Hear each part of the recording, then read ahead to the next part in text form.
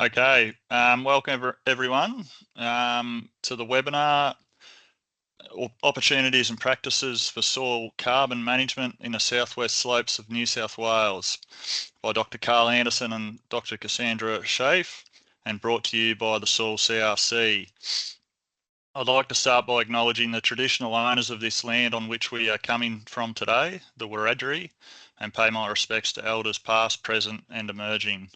My name is Nick McGrath and I'm a Soil Project Officer with Holbrook Landcare Network, and I'm supported tonight by my colleague Jess Armstrong as well. Just letting you know that this webinar is being recorded, and the recording will be emailed to registered attendees and put on HLN's YouTube channel and the Soil CRC website. So if you have any issue with this, please let myself or Jess know. On the right hand side of your screen, there should be a chat box. Feel free to put any questions in there throughout the presentations, and at the end of the webinar there'll be discussion time, and I'll read those questions out to Karl and Cass to answer. I'll also put a SurveyMonkey link in there if you can please fill this short survey out before you leave tonight. So tonight's webinar is the third of 7 webinars presented by the Soil CRC, supported by New South Wales Government as part of the Primary Industries Productivity and Abatement Program, or PIPAP as it's known. So PIPAP is providing information to land managers about carbon farming to help them make evidence-based decisions. At the first webinar, we heard how visualising Australasian soils and a New South Wales e-spade provides spatial soil and land characteristics to assist with soil carbon planning.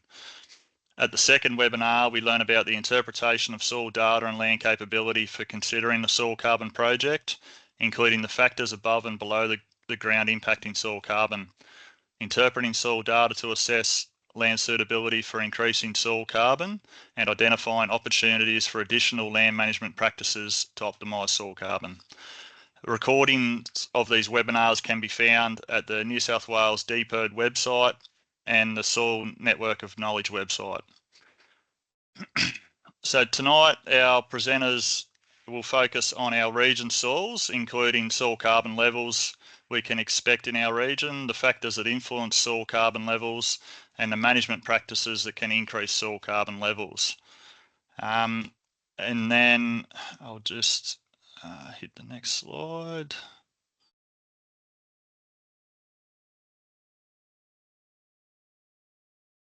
The next 4 webinars in this series will be hosted by other grower groups in New South Wales and will cover specific land management activities suited to their local environment.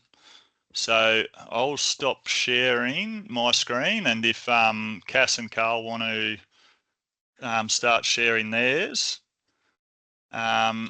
So tonight I'd like to introduce Dr Karl Andersson, Research Officer, Soil Carbon Officer for New South Wales DPIRD. A soil scientist with 25 years experience throughout New South Wales, Karl has worked in regions from the high rainfall to the semi-arid zones in fields including soil mapping, agronomy, soil carbon, nutrient cycling, irrigation, and dry land and urban development. Karl is based at Tamworth Agricultural Institute and works to enhance soil management practices within the New South Wales agricultural sector, and is experienced researcher and communicator of soil carbon information. We also have Dr Cassandra Schefe. Cass is a soil scientist with over 25 years experience in identifying and addressing soil constraints with a deep technical understanding of soil carbon dynamics within farming systems. Through her business, AgriSci, Cass works with farmers, industry and academia to support sustainable food production. She holds an adjunct position with Charles Sturt University and has authored over 20 scientific journal papers and numerous conference proceedings. She's also accredited as both a certified professional soil scientist by Soil Science Australia and a FERTCare accredited advisor.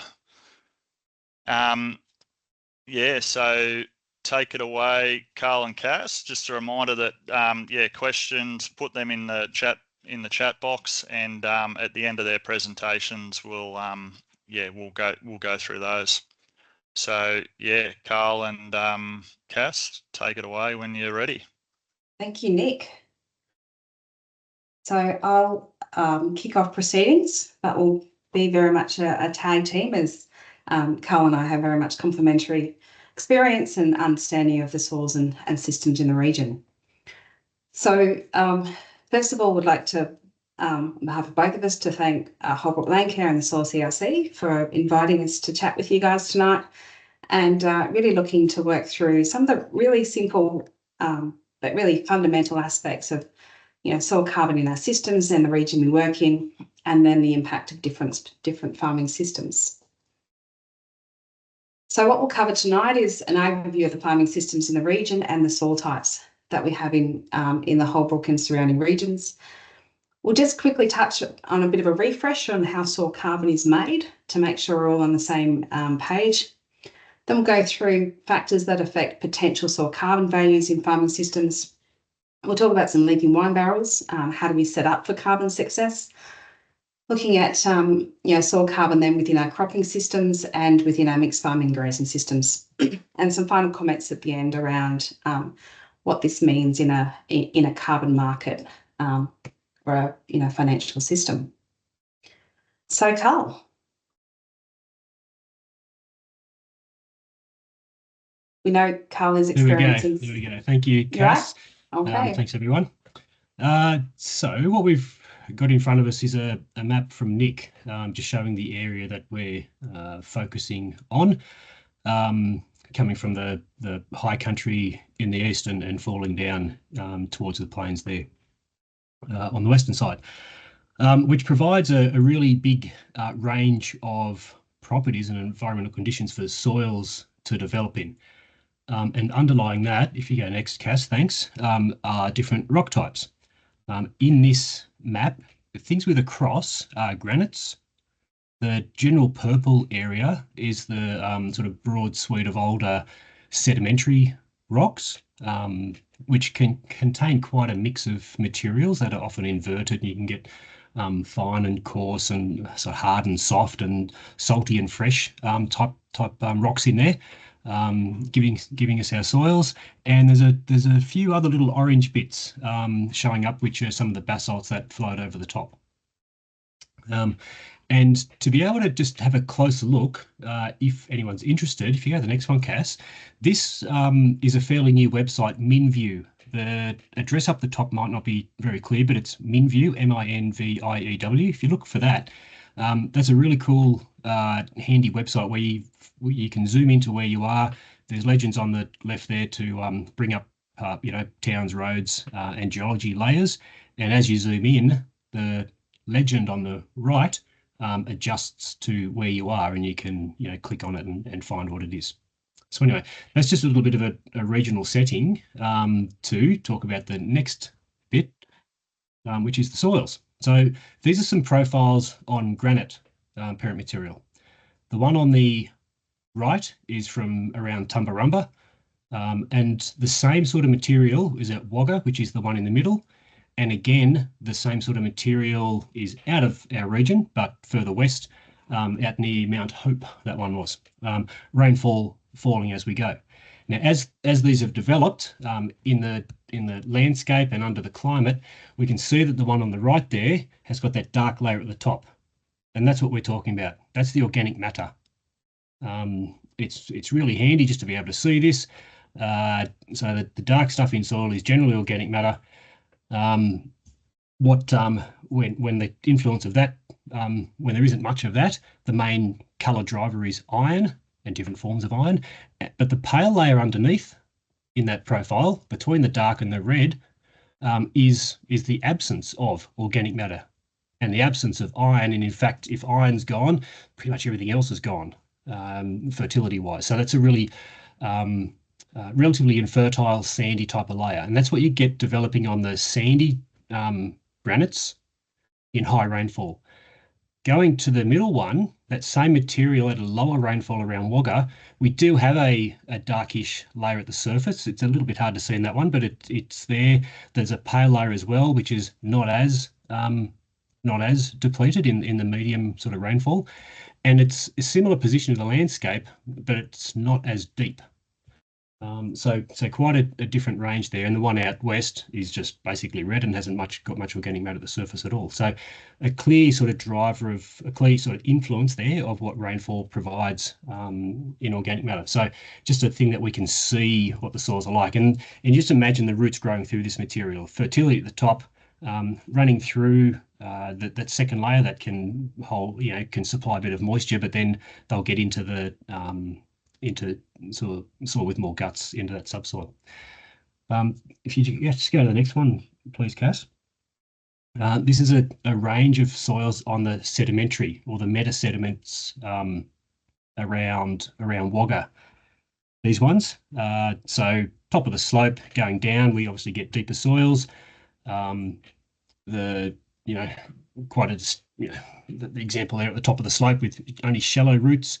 As we're going down, we're getting deeper and a bit more development and some of that deeper subsoil in the mid-slope. And as we're getting to the bottom, we're seeing not as red. It's a little bit more sort of leached, but we've got deeper material and hopefully a bit of a concentration of organic matter at the surface. So there's just the sorts of trends that we can see, and you just have that in your mind about water, fertility, and plants growing through these different soils as a as a basis for them growing and providing what we're after, which is produce, but also their sort of resilience to the effects of the environmental effects and what we're doing. Now this one here is some data that we collected over a few years of a project that did cover the Holbrook area and a wider area from Tumbarumba out west towards Swan Hill. As we look a clean slice running west to east, we see that big influence of rainfall. Not much in general was happening until you get to about sort of 550, 600 mils, and then you get an increase that then starts to plateau out around 1,000 mil. That's in the 0 to 10, but in the 10 to 20, there's much less accumulation and much slower. It wasn't really responding until about 850, and you can see there that it just sort of got to a lower level. And that really represents, in numbers, what those profiles were just showing a little bit earlier. Most of the action is in the surface, and a little bit can happen down a bit deeper there. So, Karl, with that, would you be saying that those soil carbon values would reflect differences in plant growth potential and biomass inputs into those systems due to the rainfall? Yeah, they've developed over a long period of time. Soils developed over thousands of years. So that's the sort of result of plants growing, dropping their litter and leaves at the surface, that decomposing slowly into soil. So soil organic matter carbon is part of the soil organic matter. It's the dark stuff there that you saw. It concentrates naturally at the surface. Roots can mine stuff from deeper down. Roots are part of what delivers organic matter into soil, but much less sort of concentration over time in those, and provides fertility through the cycling of that. I suppose the key point, another key point out of it is that it's the best stuff. It's at the surface, so it's most prone to loss. So it really sort of highlights the importance of looking after it, not only for say counting carbon for trading purposes, but that what it provides for the resilience in your soils that we'll sort of get to. Looking after it and keeping it there is a really key thing. How it actually flows into kind of a bit of a check-in that we wanted to make, just to make sure that everyone's fully on board with actually what soil carbon is and how it is formed. When we talk about carbon and particularly in the market settings, but also more generally, we tend to refer to it and consider carbon as this black box in soil, that it's all about what's in the soil, but we don't really think about what's required to get it there in the first place. So as Karl mentioned around the rainfall dependency and the biomass inputs into our system, it's really just worth remembering that most of the carbon in our systems comes there through plants. And so we come back to the really simple and very fundamental aspect of photosynthesis.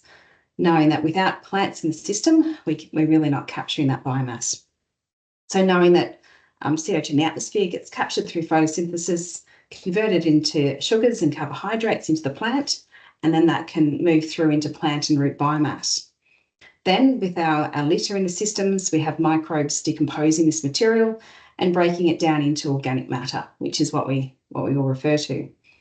Those microbes die, they get decomposed by other microbes, and this continual cycling process is really what's required for the refinement of organic molecules in our system containing carbon and differences in the bioavailability of that material. So if you look at that whole process, if there is a net accumulation of carbon, then we can say that carbon from the atmosphere has been captured or sequestered into soil. The challenge we have is that it's not a perfect process. Just like us, microbes breathe in oxygen and they breathe out CO2. So every time there's microbial activity in soil, we're actually losing carbon through the respiration processes from the microbes. In addition to the CO2 that they release, there's also a lot of microbes that exhale nitrous oxide and other greenhouse gases. So we're kind of in this balancing act of we want carbon in our systems, we want organic matter in our systems, but we also want microbial activity. We want microbial function. We want biological cycling as a key aspect of soil health. So when we're considering where we're up to with our carbon in soils and what we want out of organic matter and soil carbon, we really need to consider that we can't have everything. If we want a healthy, functional cycling system, that means that there's going to be a lot of cycling and turnover of organic matter. Our ability to increase those levels is then dependent on some of the constraints in our system and some of the environmental limits that we're dealing with.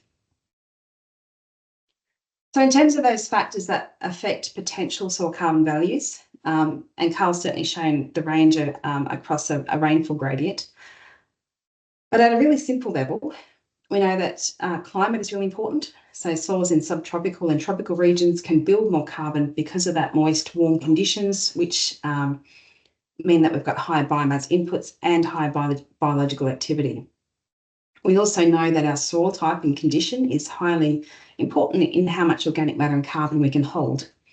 So we know sandy soils can hold less carbon because they have less surface area and less exchange capacity, so less ability to chemically bind with organic matter in our soils. We also know that low pH soils can build less carbon because there's impaired microbial function under those conditions, which we'll talk about a bit more. We also know that crusted, dispersive or compacted soils require amelioration before they can build more carbon. And we know that there's this whole level of constraints and limitations we need to focus on before really worrying about what's happening in soil carbon accrual, which we'll touch on a bit more. The key thing we really need to think about is that each soil has a threshold carbon capacity. So we're not expecting an ongoing linear increase over time and with increasing inputs. So it's really about managing those expectations. So even as we increase our organic inputs into our system, the higher we get with our organic matter levels, the more effort and energy and inputs will be required to maintain and continue to build those. So we're really looking at the law of diminishing returns. In terms of how do we set up for carbon success, I mentioned already the role of soil constraints in our system. And a really easy way to think about it is Liebig's law of the minimum with the wine barrel or the leaking bucket. So whichever factor is most limiting in terms of our soil chemical or physical parameters will then also be the most limiting in terms of how much organic matter and carbon we can build. As a general rule, in the Holbrook region and up in the hills, all the way through to the plains, we know that soil pH and soil acidity is generally the most limiting factor in plant growth in our highly productive farming systems. So I'll actually take the next step to say that unless you know otherwise, assume that soil acidity is constraining plant growth, and in that way is also constraining your ability to build organic matter. If you don't have numbers to prove otherwise, you really need to be considering that you are working within an acidic system. What we know, and this is not new, this is very well accepted. We know that many plant species, particularly the ones that we want in our systems, so our productive pasture species and our crop species, we know that they can't grow well and persist at low pH values. We know our legumes, our lucines, even our phalaris, subclovers, a lot of those will struggle once we get down to those values. We also know that many nutrients are less available as we go to low pHs. Phosphorus, nitrogen, potassium, sulfur, calcium, magnesium, molybdenum are all going to be less available to the plant. A key aspect of that is that with nitrogen, in terms of the microbial function that converts organic nitrogen into nitrates, is also impaired. And then the efficiency with which plants can take up and utilise the nitrogen fertilisers in our system is also limited. Generally, we have poor plant response to our applied fertilisers because of this acidity, and we have reduced microbial function, as we've talked about before. This is across the board in terms of our soil health, and this is something that we've measured well across the cropping systems and also into the mountains and into the hills. In those levels where we've got really low pH values, we may appear to have organic matter, but it's only there because there's no microbial respiration. There's no function, which means that any litter is just sitting on the surface and not being utilised. We also have poor rhizobium inoculation of our legumes. We know we have poor persistence of lucerne. The other thing to consider is that once pH is increased through liming, we need to ensure that other soil conditions aren't limiting plant growth. So what's the next one on the list? Always making sure that we're spending money and inputs and effort into supporting our system. We want to make sure that we're getting bang for buck for what we're doing. So an example of very stark realisation of the impact of low pH values is in the nodulation of these subclover plants. The ones on the left have been under good pH conditions, and the ones on the right were in acid soils. But this is not a new thing for around the Holbrook region. I know Holbrook Landcare have been working in this space for a long time. So hopefully this is all stuff that is really much common sense. But the connection between soil pH and carbon is completely connected. The other constraints that we need to consider, and which are common in our region, are first of all soil acidity. This is probably more common on the plains as we get towards the west end of the catchment, and we have the challenges. We have surface sodicity, we have subsurface sodicity, and then we have deep soil sodicity, sometimes all in the same place and sometimes all mixed up. We can also have acidity and sodicity in the same soil layers at the same time. So really pay attention to what's going on. We don't have a lot of issues with salinity in our productive landscapes here, but it's always something to keep in mind, considering the significant research that's been done in that in the region over the last 20 years. Compaction, as we know, where reduced ability of plant roots to penetrate. Waterlogging and drainage issues reduces oxygen availability to roots and microbes. Nutrient deficiencies and toxicities will reduce our plant vigour and competition. The common theme in all of this is that if we're going to do carbon well, we need to optimise our plant growth and microbial function. It's not a separate thing. The focus really does come down to supporting that plant well and supporting the associated microbial community. Images that we've got here are just showing a soil with slaking and sodicity on the top and slaking, which is another issue there, and then effect of sodic and waterlogged conditions on emergence. In terms of the management practices that we think about in cropping systems, we really, again, need to focus on how do we support a good farming system. There's been a lot of conflicting communications and angst around soil carbon in cropping, and a lot of the themes that are coming through are kind of saying, well, look, we're not seeing changes, we're not improving, we're not doing things well. But I think we're actually doing a lot better than what we give ourselves credit for, and what the general messages look like. From work that we've done in the region, we know that biomass input is a significant contribution. This is both in current work we're doing and in a lot of the long-term trials that have been done in southern New South Wales. The role of legume-based pastures and pulses is key to maintaining our soil carbon. The value of these systems are not just the biomass that they bring into the system, but also the high organic nitrogen component. We know, and we'll talk through a bit more, that we can't have carbon in our systems without nitrogen. So we've got a very strong evidence base to show that having that legume component is really pivotal to maintaining and increasing our soil carbon values. Crop residues, we know, are also key. There's been a lot of work, a lot of discussion around the fact that we've been doing everything right with crop residues over a long time, but we haven't been increasing our soil carbon values. And the confusion is, I'm retaining my stubbles, I'm doing everything right, what's going on? What we know is that we've increased our yields in these systems probably by double over the last 40 years. We're doing everything we can to improve productivity and biomass.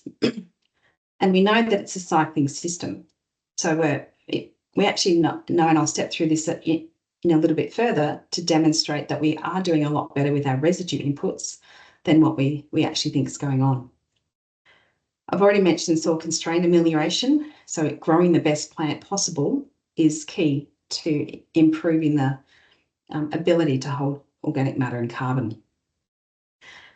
System fertility is something that we don't tend to think about enough. We really focus on what's happening with the nutrients that we're adding for specific agronomy reasons, or just putting the fertilizers in to growing that plant.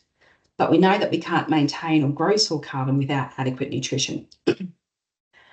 Over the last 6 years, we've sampled about 1,600 GPS points in southern New South Wales in our cropping soils, and we've clearly demonstrated that soils with a high soil carbon value also have a good pH status, also have a good legume history, and also have good yields.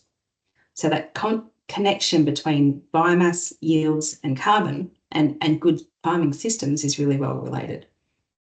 In terms of the range of soil carbon values that we've measured from our cropping systems in southern New South Wales, we've got a big range, obviously. Within the Holbrook region, the median's around 1.55, and our range is from 0.7 up to 4.5% carbon, which is far in excess of what we'd be expecting in our systems. So this is really exciting because it gives us somewhere to build to and start to interrogate as to what's going on. And just focusing on the fertility aspect a little bit more, we know that, as I mentioned, that we need other nutrients in the system to maintain plant biomass and to improve and maintain soil carbon values. This is just some examples to demonstrate the role of the other nutrients. So on the left is some international work to demonstrate that as we increase our nitrogen input into our cropping systems over a long period of time from 1985 to 2010, we have significantly increased the soil organic carbon in those systems. And this is long-term replicated work. The similar results have been reflected in a number of other international trials and also reflect what's happening in Australian conditions through long-term trials run by Incitec Pivot and some of the other long-term fertiliser companies. Then we have the work from Clive Kirkby, which has been around for some time and you've probably heard with us. And this really reflects the fact that as we increase our soil carbon levels in our organic matter, we're also increasing our soil nitrogen, our organic P levels, and our soil sulphur levels. So again, carbon doesn't exist in isolation. Just finally, before I hand back to Karl, just wanted to flag again this concept that I'm doing everything right, but my numbers aren't going up.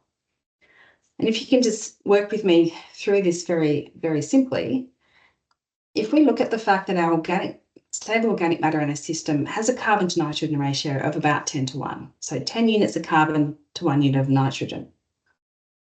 We know that when we convert organic matter into plant available nitrogen, so we mineralise that N out of organic matter, we know that we can mineralise up to 100 kilos of nitrogen per year.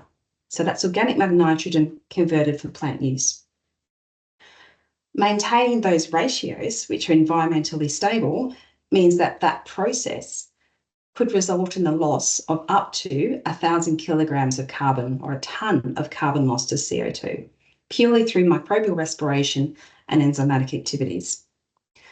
If our carbon and nitrogen is not replaced in our farming systems, this process would result in the ongoing depletion of soil carbon, which was evidenced in the early years of cultivation and cropping in our farming systems. But if we come back next year and we measure the same soil carbon value in our systems, and I've just used 1% to keep maths really simple. In essence, we're looking at 1.5 to 2.53%. But fundamentally, if we're maintaining the same soil carbon value next year and the year after, that means that by default we've brought in up to 1,000 kilos of carbon and 100 kilos of nitrogen to maintain those soil carbon values. So I'm hoping this makes sense, but if you don't remember any of this, just consider that in highly functional agricultural systems where we're exporting a lot of product every year, so we're mineralising and working our organic matter really hard. If we still have the same carbon value next year and the year after as what we had before, that's, in my mind, one of the definitions of sustainable agriculture, because it's an actively fluxing system and we're maintaining those.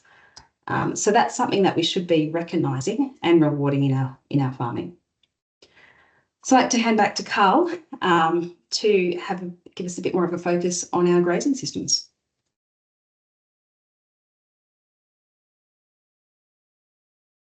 Thanks, Cass. Lots of interesting points there to discuss.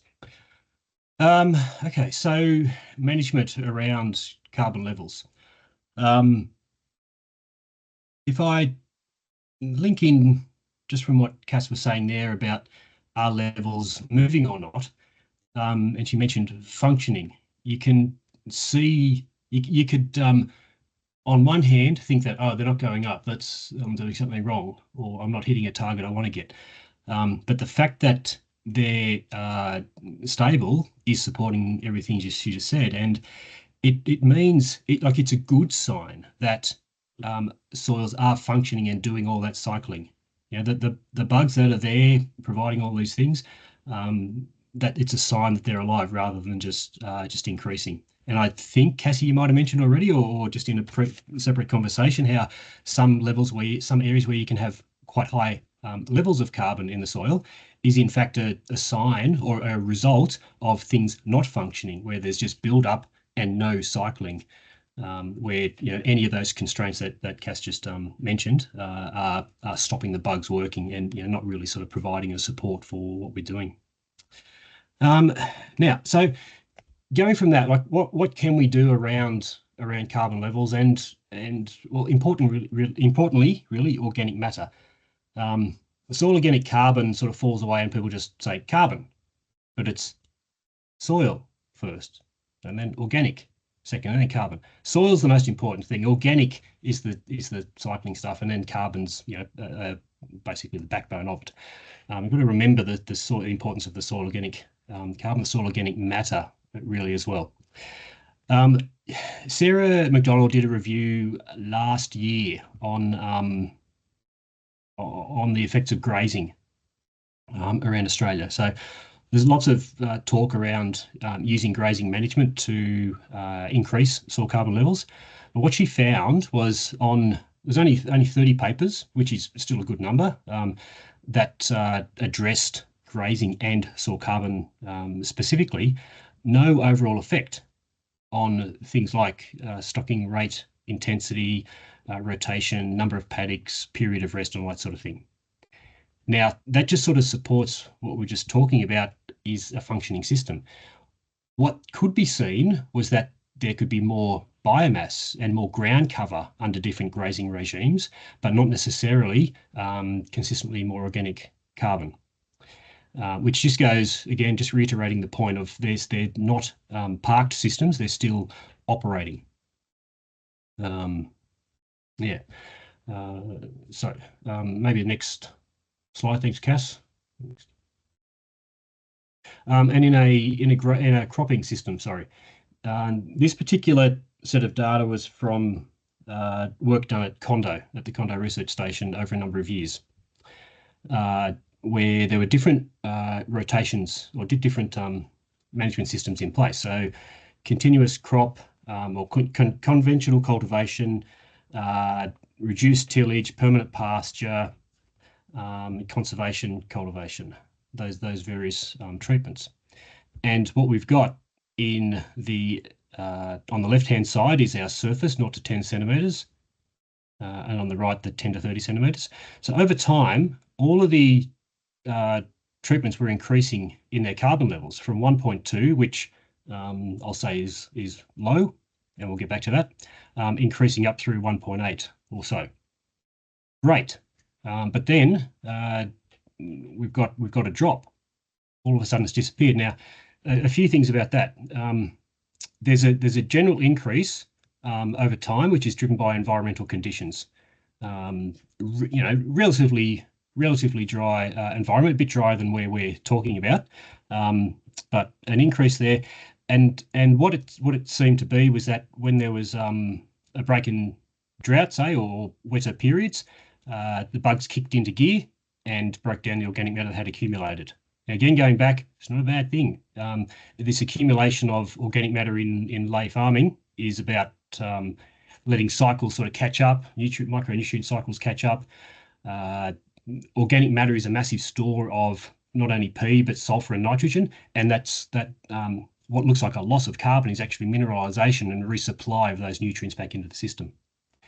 Again, in the 10 to 30, if you think about the profiles I was talking about earlier, much less activity in the subsurface and lower levels in general compared to the surface. But again, a bit of a trend up and then dropping at depth. I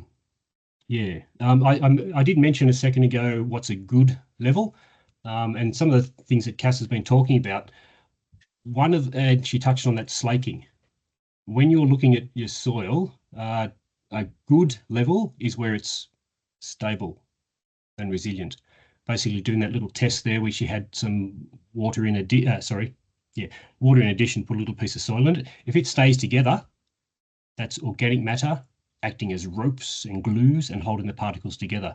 And what that indicates is that when rain is falling, the soil will stay and have its integrity, and the water can get in. If it's slaking, it falls apart and it seals, and that is basically your field indicator of if you've got a good level or not a good level, basically. And it's around that sort of 1.2. Once you're getting above 1.2, you're starting to get that sort of good physical resilience. Now, that window that was just up and down that was just there a second ago, unfortunately, that was the end of it, of that trial. The things are gone, and it's one set of data. What we might see is that up and down cycling would continue over time. Unfortunately, we lack long-term trials. We have comparisons, but we really get the key information out of long-term trials. What we would want to see in that is basically that the service would be operating in a level window or possibly trending up would be great, but we wouldn't want to see it falling down into that sort of unstable level. Next one, maybe Cass. Now, so that pattern that we just talked about, that was from Condo, but that's not the only place that happens. We've got some data that's not quite yet ready for publishing from the Central West in New South Wales, where we're up to about the fourth sampling has just been done. The first three showed an interesting pattern of increasing between the first and second, and most of those gains, in 6 out of 8 of those gains disappeared. Now, they didn't disappear and they've gone, it's a loss, but it's just another indication of that cycling. A couple of papers here that we've got on screen, or a couple of bits of work, where John Gray and others on the left-hand side looked at what opportunities do we have. So we do know that there's been decrease in carbon levels over time in many soils, and this is looking at what opportunities could we find to increase levels. This was done on a national sort of increase of 10% long-term veg cover, which could be, you know, into pasture phases. Yeah, basically more cover. And what it's showing is that we've got low potential out west, increasing potential in through the slopes, but then pockets of where you can see some really high potential and actually then really low potential. Those areas could be that they've got soils that are receptive, clay soils and fertile areas that can actually, you can sort of build and hold it in, or areas that are just sort of maxed out at their potential. And there's a patch of that yellow just sort of in our area there, and that might be sort of under trees there, just sort of near the west of ACT. So you can use that to zone in on sort of potential areas for increasing carbon levels. What's in front of us though, and the whole reason that there's discussion around carbon and what are we going to do and get paid for it is because of climate change and the effect of atmospheric carbon levels and what that means. What they mean is high temperatures on average and more intermittent rainfall on average. We just experienced that in the last few weeks. It's been a really nice end to winter. I don't know if winter's supposed to have 30 degrees, but there we go. With warmer temperatures, bugs are more active.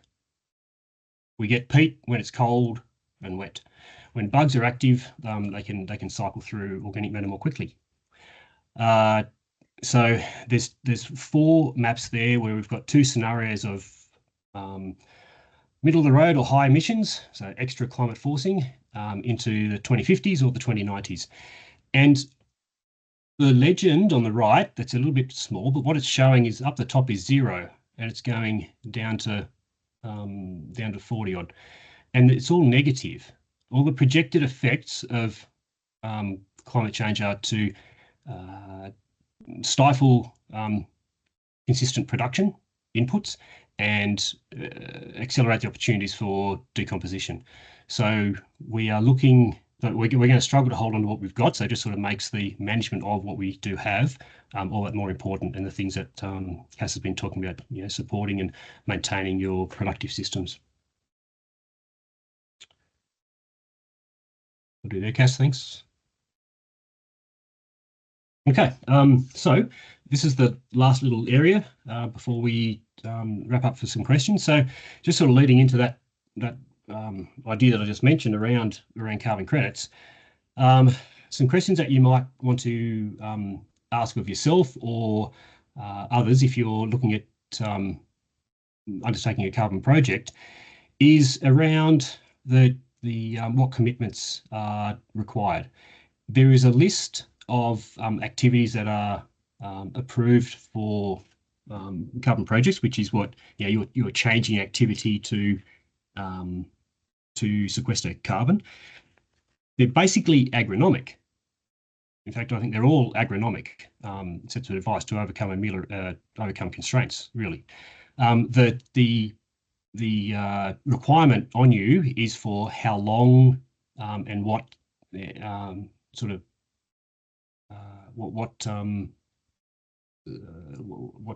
how long basically how long you need to maintain those things and what options you might have, what flexibility is in there, and what options you have if they don't work for you. You really want to know what your starting point is, because what we see is that there's greatest scope for increasing when you've got low levels. Some people take that as okay, I'll drive it down so I can get an increase. Please don't take it that way. For all the things we've been talking about, you don't want to be losing carbon out of your system, organic matter out of your system, because it provides a real fundamental basis for what you're doing. I've heard these things touted there in inverted commas. People will guarantee increases. I'll say that additionality is easy, as opposed to what Cassie pointed to earlier of that sort of diminishing returns, where soils get to a level that they sort of operate in. That's their sort of natural ceiling. It's dynamic, but it's a natural ceiling.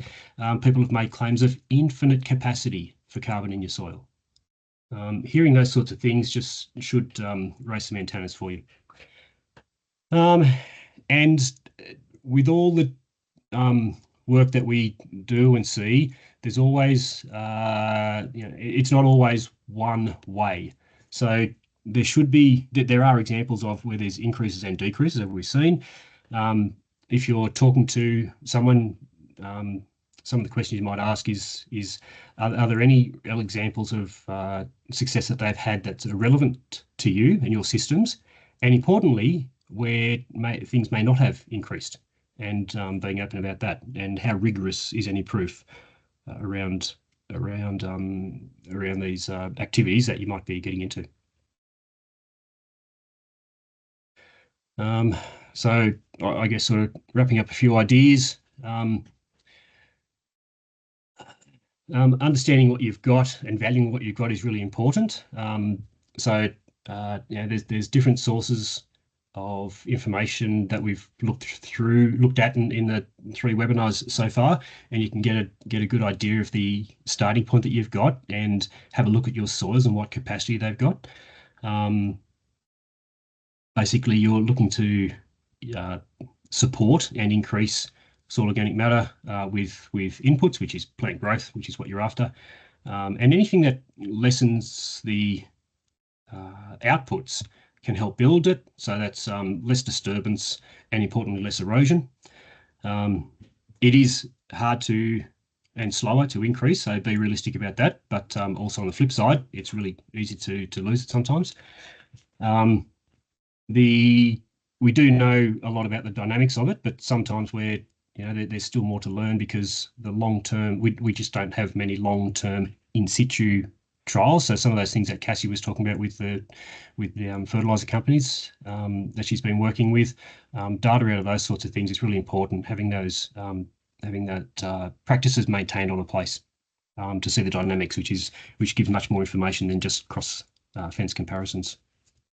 A couple of points that some people from other areas have alerted me to has been that ag basically is in a situation where there's opportunities of increasing carbon, and that's attractive to other areas that are wanting to offset their emissions. So hence that market. But ag has its own sort of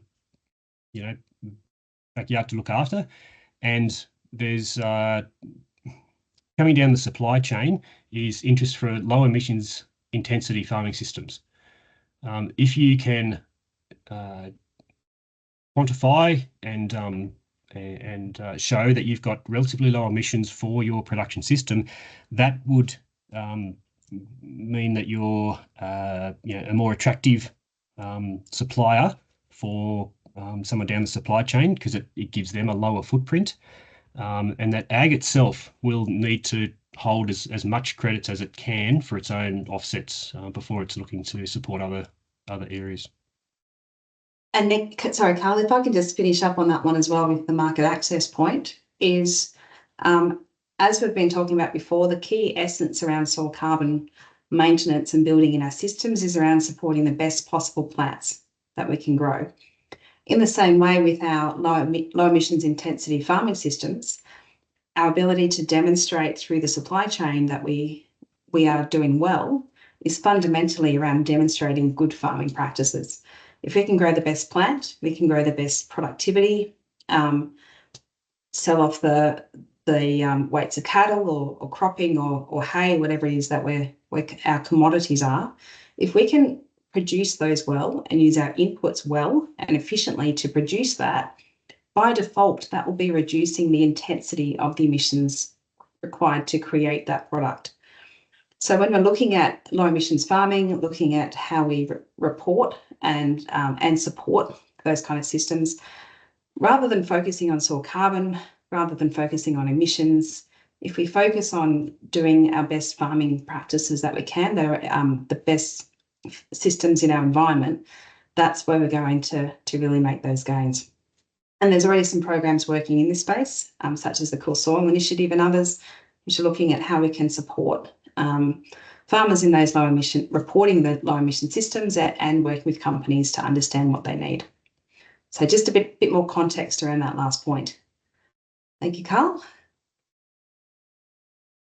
And yep, thanks, Cass. I think we're good, aren't we? I think we're done. So I think we're up for questions. Righto, very good. Thanks, Karl. Thanks, Cass. Very informative. Yeah, we've got 8 minutes to 8, so yeah, we'll hook straight into some questions. There's a few here, so I'll start off with the first one. Biochar. So biochar is highly rich in carbon. My question is, if we add more doses of biochar in soil, can it cause negative effects on plant growth? Don't know which one of you want to tackle that one. I'll take that one, Nick. We know biochar has a really long history of demonstrating value into our soils and systems. I understand my interpretation of that question is that if we put too much carbon in, can that then have an impact on nitrogen and fertilizer, like fertility and plant growth? Because of the stable forms of biochar, the fact that it is only slowly interacting with the soil environment, it's really, to my knowledge, we've seen more positive impacts around its influence on soil structure and water holding capacity and biological function than a negative impact. But the challenge with biochar is that every product is different based on source and process. So if there was options to have a play with biochar in your systems at a rate that was economical or a source that was economical, then certainly just do some of your own testing on farm to see how it worked in your systems. I think that's really all we can say based on the variation of products that are out there. Okay, great. Yeah, biochars aren't biochars exactly. Not only the source material, but the temperature that it is formed at has a variation.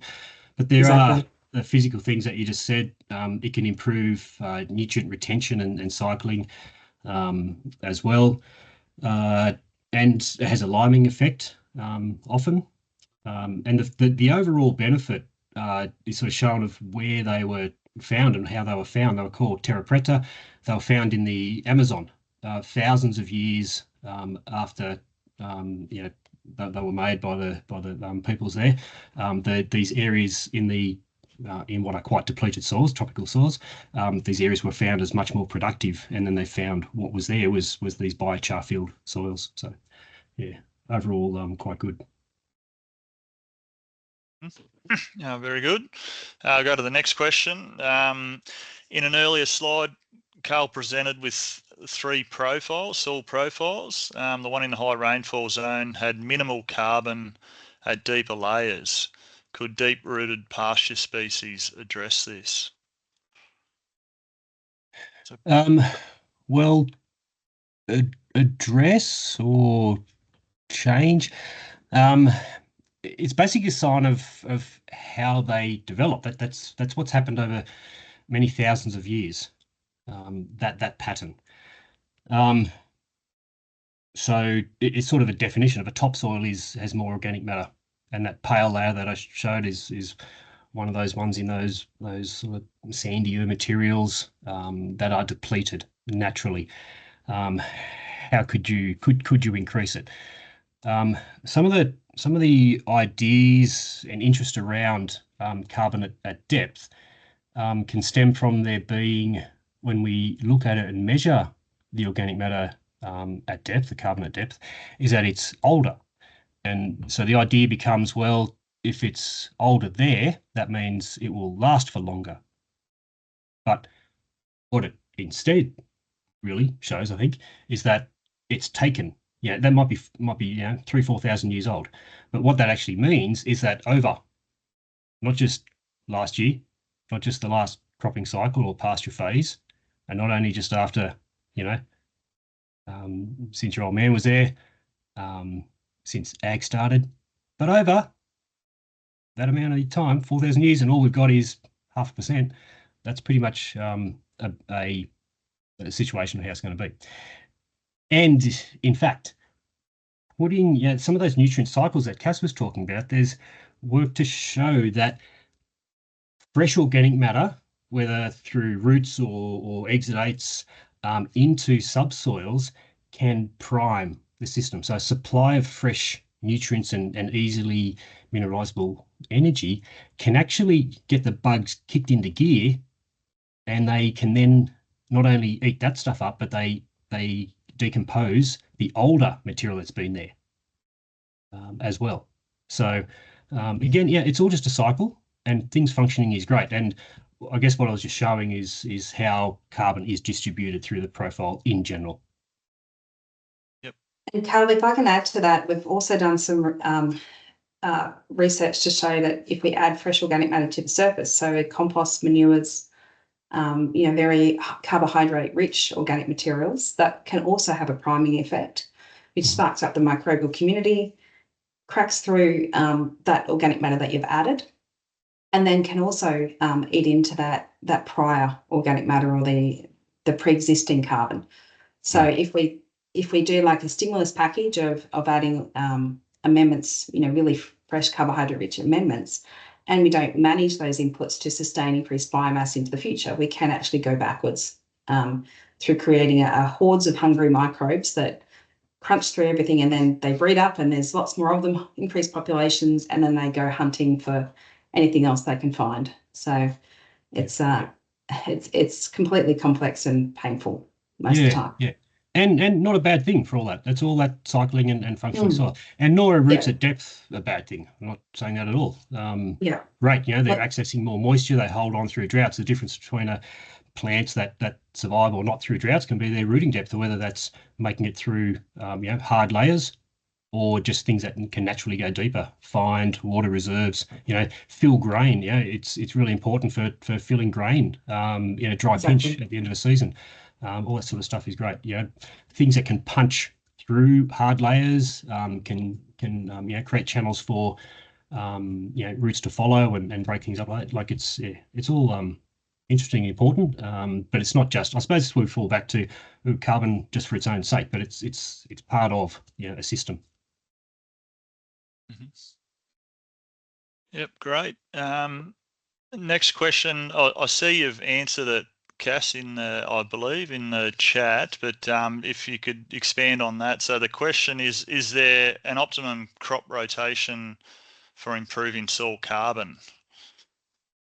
Or even just repeat what you got in the chat there. So I was trying to keep things efficient to time, Nick, in case we didn't get a chance to answer everything. No, that's all right. All the long-term trials that have been done in Australia demonstrate that the best cropping systems include a pasture phase, and the best pasture phases are those that are well managed. So it's not just the young grass iridium mix, kind of just poking along, feeding a few sheep, but it's actually setting up a really high biomass, high cycling turnover pasture with that is legume based, is our best opportunity to build organic matter into the systems. If we can't do pastures because we don't like sheep, or we don't have a opportunity to do that, then having an annual legume in the system. So one of the pulses or vetches or even legumes, lucens, although that's more of a pasture phase, but any of those annual legumes will always have a really good benefit.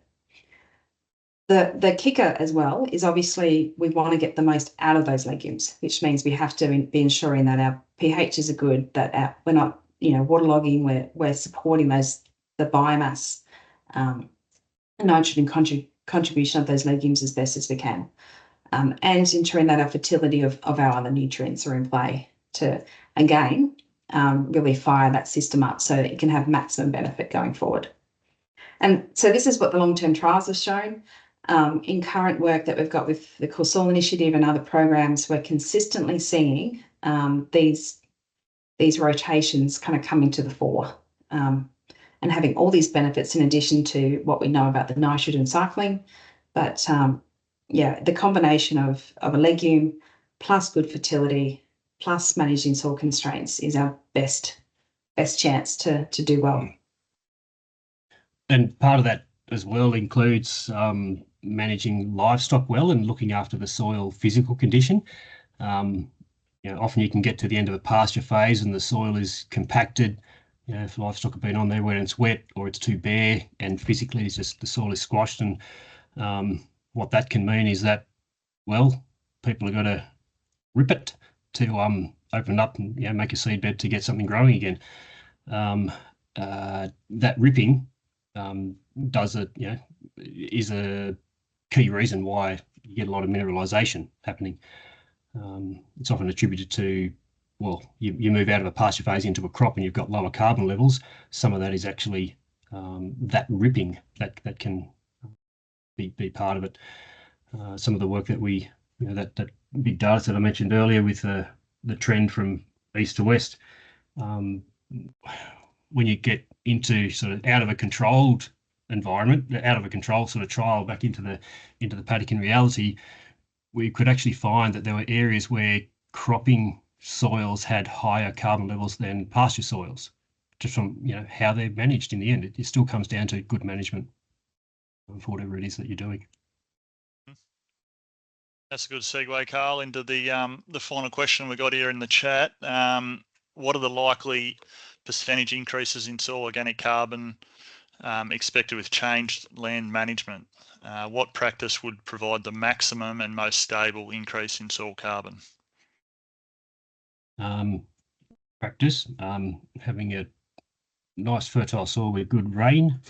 There are a range of studies that have shown increases. Rates of, say, 0.2, as low as that, 0.3, up to, say, 0.5, up to 1 tonne per hectare per year. But importantly, thinking back to what Cass was saying earlier, but that diminishing marginal returns, they're generally off low bases. And once the system catches up, they sort of flatten out and can go back to that condo circumstance where I showed, and not only that one, but many others, where okay, now it's back up into a phase, and then it's just cycling. So within that window, and so early increases off a low base, but then back to a resilient system, hopefully. And just to add to that, the caveat is always rainfall, as we mentioned. We know that a lot of the long-term trials in Australia show that the soil carbon values do follow rainfall patterns. So as much as we can do everything right, we're in a good rainfall period, we're increasing biomass, we're pumping everything through, it's amazing. Next time we hit a drought or a low rainfall period and we're reducing our biomass inputs, we will actually start to mine down those soil carbon reserves. So the most stable things we can do is actually put charcoal in soil, which is not what we're aiming to do because that doesn't have a low contribution to what we're doing. But if we wanted stable, that's really the only kind of gold-plated stable stuff we've got in some of the biochars. But fundamentally, we know that we want cycling and we want function. If we want to grow something, if we want to export a product, either meat, grain, anything else, we need a functional cycling system. So we can't be wanting flux and dynamic and productivity and lock it in the bank under the black box vault and put a dollar value on it. The two systems are quite contrasting in kind of what we expect. So just, we're always riding the roller coaster of soil moisture. And as long as we are, then, stability is something we can strive for, but nothing's certain, really. Yeah, cycling is the key thing. It's like an economy. All the money's in the bank, not much is happening. There's one little depends I'll throw there, Cassie. Like when we do agronomic testing, we don't test straight after a drought breaks because we know there's a flush of mineralisation and you get elevated P levels. So there's little dynamics happening all the time. But in general, absolutely, the more rainfall that supports higher carbon levels, organic matter levels. The best practice for increasing carbon is rain. And a nice clay soil. Yeah, and effective rainfall, which comes back to a good level of organic matter in your soil. Lets rain go in, lets plants grow. So it's that feedback system. The best thing for soil is an actively growing plant for lots of reasons. You just sort of got to be realistic about where you're going to get to. and keep an eye on it. Very good. Well summed up. Final call for questions. If anyone's got any other questions, feel free even just raise your hand or unmute yourself and fire away. What people are thinking, I'll just I'll put a survey link in the chat box before you leave tonight. Can you please fill that out? Your feedback's very much appreciated. It's just a short 3-question survey. So yeah, looking like there's no other questions, and we are over time. So I'll wrap this up. I'll just share my screen again just to remind everyone of the of the upcoming webinars. Can you all see the upcoming webinars on your screen? Jess? Yep. Looks Carl. good, Nick. Yeah. Right. Yep. Okay. So yep. Thanks everyone for coming along tonight, and to Cass and Karl for presenting. As I said before, the future webinars will be delivered by other soil CRC participants, researchers, and industry. And you can see there, Central West Farming Systems, Riverine Plains, Mallee, Sustainable Farming, and FarmLink will be involved in delivering these webinars over the next couple of months. So keep an eye on the Soil CRC events page. I think Felicity put a link in as well to those events in the chat. So check those out. Thanks everyone. Thanks for joining. And we'll see you all later.